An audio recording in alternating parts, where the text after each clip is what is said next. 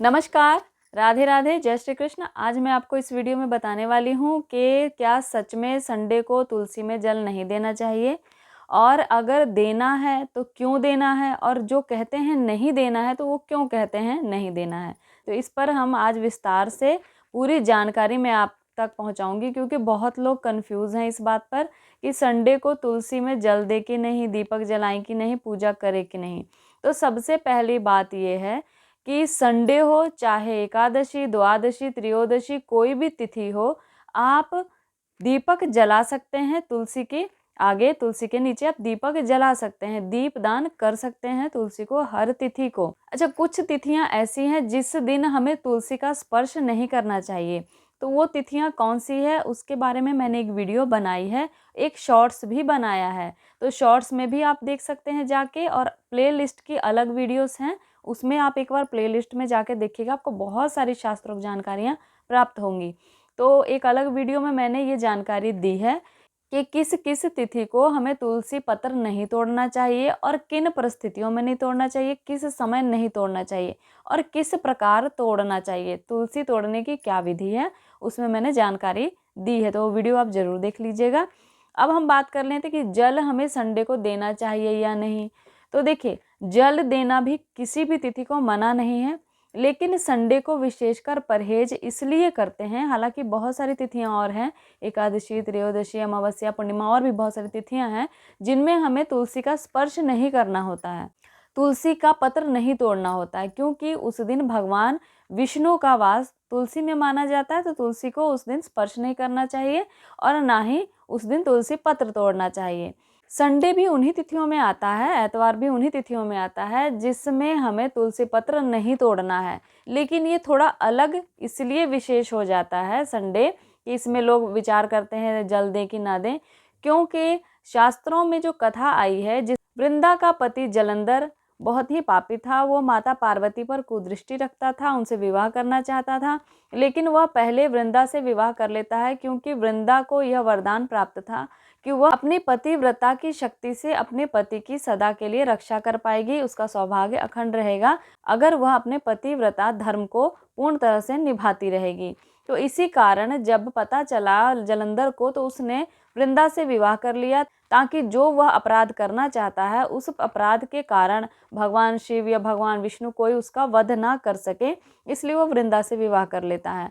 और वृंदा के सतीत्व के कारण उसे कोई भी मार नहीं पाता है। तो भगवान विष्णु वृंदा का सतीत्व भंग करते हैं और जलंधर मारा जाता है। तो वृंदा क्रोधित होकर भगवान विष्णु को श्राप देती है कि आपने पत्थर जैसा कार्य किया है, अब पत्थर हो जाए। तो भगवान शालिग्राम के रूप में प्रकट हुए। भगवान विष्णु ने वृंदा को वरदान किया कि तुम तुलसी रूप में पूजी जाओगी और सदा मेरी प्रिय रहोगी।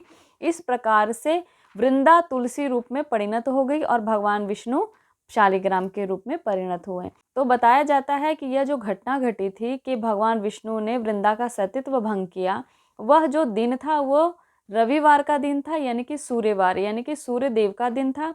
तब वृंदा सूर्य देव से भी क्रोधित हुई, क्योंकि सूर्य देव का दिन था और उस दिन सूर्य देव ने यह सारी घटना देखी, लेकिन एक सती स्त्री के सतीत्व की रक्षा नहीं की, उसे संकेत नहीं किया।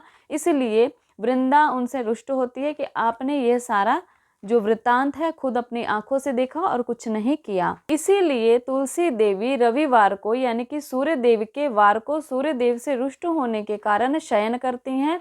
उस दिन उनका स्पर्श भी नहीं करना चाहिए, ना पत्र तोड़ना चाहिए। अन्य जो तिथियां हैं पत्र ना तोड़ने की, स्पर्श ना करने की, उसी के भांति इस दिन भी पत्र नहीं तोड़ना चाहिए और इस दिन स्पर्श भी नहीं करना चाहिए। लेकिन इस दिन विशेष विचार इसलिए किया जाता है कि जल दें या ना दें, क्योंकि इस दिन तुलसी का विशेषकर शयन होता है। तो इसीलिए लोग ज़्यादा विचार करते हैं, यह बात ज़्यादा प्रचलित है कि संडे को जल नहीं देना चाहिए या देना चाहिए या नहीं देना चाहिए। इस पर बहुत सारे लोगों में विचार हैं। तो यही कारण है कि लोग ऐसा विचार करते हैं। लेकिन अब हम बात करते हैं क्या हमें संडे को जल देना चाहिए। तो आइए अब हम जान लेते हैं कि क्या हमें संडे को तुलसी में जल देना चाहिए। तो तिथियां जो बताई गई हैं उन पर भी ध्यान रखना चाहिए, इस पर भी विशेष ध्यान रखना चाहिए।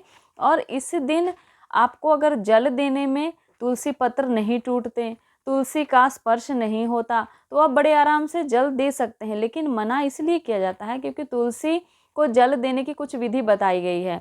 3 बार जल देकर चौथा जल ऊपर से गिराया जाता है। ऐसे शास्त्रों में विधि आई है जल देने की।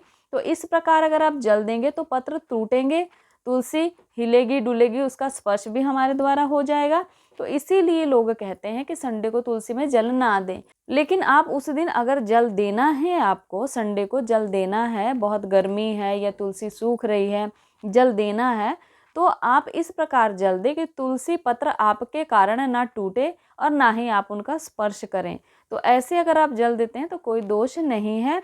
हालांकि जो नियम बताया गया है जल देने का, वो 3 बार जल देकर और ये जो चौथा जल है वो तुलसी के ऊपर से ऐसे देना चाहिए। तो इसी कारण से लोग मना करते हैं संडे को तुलसी में जल ना दे, रविवार को जल ना दे। लेकिन आप सावधानी से उस दिन नीचे से ही आराम से जड़ में जल दे दें अगर आपको बहुत आवश्यक है जल देना। अगर सामान्य है, तुलसी सूख नहीं रही है, बहुत गर्मी नहीं है, तो ना भी दे तो कोई दिक्कत नहीं है। कहने का अर्थ ये है कि विशेष तिथियां बताई गई है जिसमें तुलसी का स्पर्श नहीं करना चाहिए, तुलसी पत्र नहीं तोड़ना चाहिए।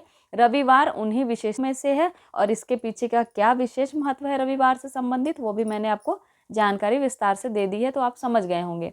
तो आपको मेरे चैनल पर बहुत सारे अलग अलग प्लेलिस्ट मिलेंगे, आप ज़रूर उन प्लेलिस्ट को देखिएगा ताकि आप अपने इच्छा के अनुसार जो आपकी आवश्यकता है उस अनुसार वीडियो देख सकें। तो ऐसी ही जानकारियों के लिए चैनल से जुड़े रहिएगा।